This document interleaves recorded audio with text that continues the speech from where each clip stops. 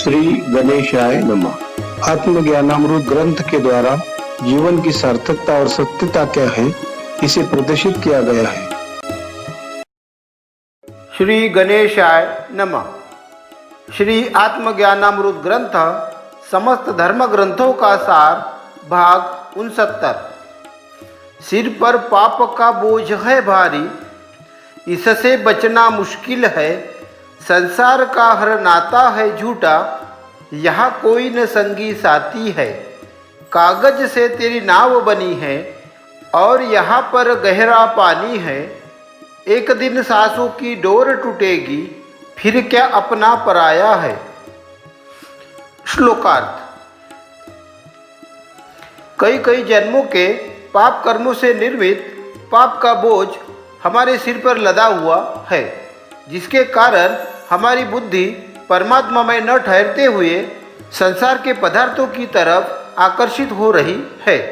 हमारा चंचल मन हमें बार बार सत्य के मार्ग से भटकाकर बुराई की तरफ ले जाता है। इस समय हम संसार के रिश्ते नातों को सच्चा मानकर इसके मोहजाल में उलझ जाते हैं और भूल जाते हैं कि इस नश्वर संसार में हमारा परमात्मा के सिवाय दूसरा कोई भी सच्चा साथी नहीं है। यहाँ पर संत पुरुष हमें समझाते हुए कहते हैं कि हे मनुष्य, तेरी यह पंचतत्व से बनी हुई काया कागज के समान है। जिस तरह कागज एक पानी की बूंद से गल जाएगा, इसी तरह एक दिन तेरा यह शरीर नष्ट होकर प्रकृति में विलीन हो जाएगा। इस संसार सागर में तू परमात्मा की कितनी भी खोज कर ले, तुझे परमात्मा तो मिलेगा नहीं। अंत में तू कुछ भी हासिल नहीं कर पाएगा। इसलिए अपने बुद्धि बल को एक सही दिशा प्रदान करते हुए और अपनी हर एक सांस का सदुपयोग करते हुए परमात्मा की अनन्य भाव से शरणागति स्वीकार कर, क्योंकि न जाने कब तेरी सांसें रुक जाए और तू इस दुनिया से सदा के लिए चला जाए। फिर तेरे लिए कोई अपना है या कोई पराया है, ऐसा कुछ भी बाकी नहीं रहेगा। भक्ति बिना सुख नहीं मिलेगा, यह अनंत सुखों की खान है।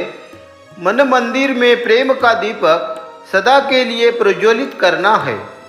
भवसागर से पार निकलकर तुझे प्रभु से एकाकार हो जाना है। सत्य धर्म का आचरण करके नीति नियमों का पालन करना है। श्लोकार्थ। इस संसार में इंसान ने अधिक मात्रा में रुपया पैसा कमाकर ऐशो आराम की बहुत सारी वस्तुओं का संग्रह किया और वह सोचते रहे कि इन साधन सामग्री का उपयोग करके हम परम सुख को प्राप्त कर लेंगे, परंतु इस विधि के द्वारा आज तक कोई भी इंसान परम आनंद को प्राप्त नहीं कर सका।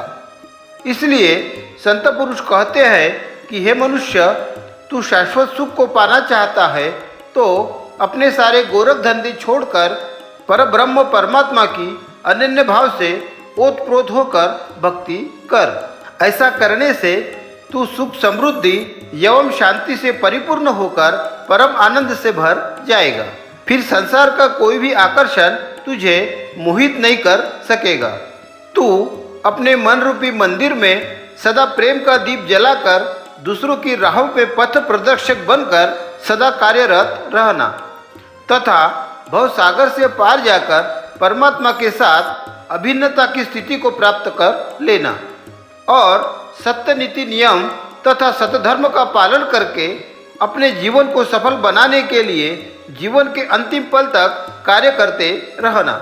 इस प्रकार कर्मनिष्ठ कर्तव्य परायण होने से परमपिता परमात्मा तेरी हर इच्छाओं को पूर्ण करेंगे।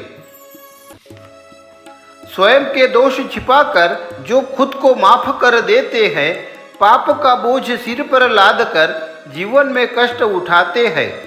संतोष रूपी धन को छोड़कर संसार में भटकते रहते हैं। धन वैभव से मोहित होकर वह परम सुख से चूक जाते हैं। श्लोकार्थ।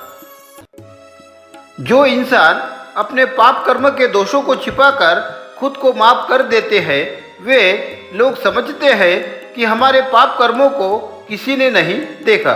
जिस प्रकार बिल्ली किसी के घर में छुपके से जाकर दूध के पात्र की खोज कर दूध पीने का प्रयास करती है, उस समय वह सोचती है कि मेरे द्वारा की गई इस चोरी के कार्य को कोई देख लेगा। इसके लिए वह अपनी बुद्धि बल का प्रयोग करते हुए अपनी दोनों आंखें बंद कर लेती है और सोचती है कि अपने चारों तरफ अंधेरा है, इस अंधेरे में कोई भी मुझे नहीं देख सकता। अब मैं बड़े आराम से दूध पी सकती हूँ। इस बिल्ली की तरह मनुष्य अज्ञानता से वशीभूत होकर अपने द्वारा किए गए गलतियों को करते समय यह सोचता है कि यहाँ पर मेरे आसपास कोई भी दूसरा व्यक्ति नहीं है। मेरे द्वारा किए गए शास्त्र विरुद्ध अशुभ कर्मों को किसी अन्य व्यक्ति ने नहीं देखा है, अर्थात वह अपने आप को बेकसूर समझने लगता है और बड़ी शान से दूसरे पाप कर्म की तरफ रुख कर जाता है। ऐसा करते समय व्यक्ति इस बात से अनजान रहता है कि हम दुनिया की नज़रों से तो बच सकते हैं, परंतु परमपिता परमात्मा को हमारी हर हरकत की पल पल की खबर रहती है। इसलिए संत पुरुष कहते हैं कि जो मनुष्य अपने मन को संसार के पदार्थों में उलझाकर असंतोष से भरे रहते हैं, वे संसार की चकाचौंध में अपना सारा समय बिताकर परमात्मा के रहस्यमय सुख से वंचित रह जाते हैं। कोई चालाकी यहाँ नहीं चलेगी, कानून प्रभु का सख्त है, रिश्वत से भी काम नहीं चलेगा, दरबार में कड़ा पहरा है। कर्म का तेरे हिसाब होगा, प्रभु की गणना बड़ी अचूक है, बड़ी तेज नजर है उसकी, तेरी हर हरकत की उसे खबर है। श्लोकार्थ। इंसान अपने जीवन में चाहे कितनी भी चालाकी कर ले, कितना भी झूठ बेईमानी का व्यवहार करके धन संग्रह से प्रभावित होकर अपने आप को होशियार समझ ले, परंतु जब परमात्मा के दरबार में उसका हिसाब किया जाएगा तब पुण्य और पाप का साफ साफ निर्णय लिया जाएगा।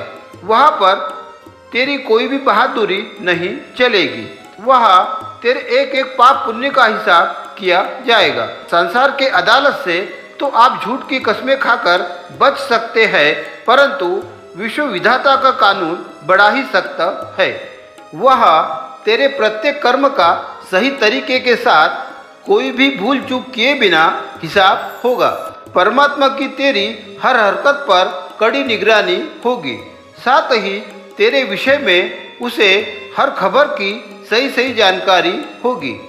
इस सत्य को प्रत्येक व्यक्ति को अपने जीवन में समझकर सदा सत्य मार्ग का अनुसरण करते हुए धर्म का पालन करने के लिए भक्ति युक्त कर्म करना चाहिए। हे परमेश्वर परम पिता, तू घट घट का निवासी है, कैसी तेरी माया है प्रभु, कहीं धूप और कहीं छाव है। बुद्धि जहाँ पहुँच ना सके ऐसा असीम तेरा विस्तार है, ये लीलाधर तेरी लीला को यहाँ कोई समझ न पाया है। श्लोकार्थ। इस सृष्टि में ऐसी कोई भी जगह रिक्त नहीं है जहाँ पर परमात्मा का वास ना हो। इस धरती के कण कण में व्याप्त परमात्मा तरह तरह की लीला करते रहते हैं।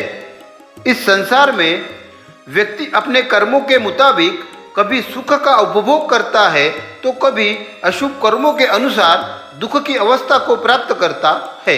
कोई व्यक्ति सुखी नजर आता है तो कोई दुखी। सुख दुख धूप छाव की तरह मनुष्य के साथ आंख मिचौली करते रहते हैं।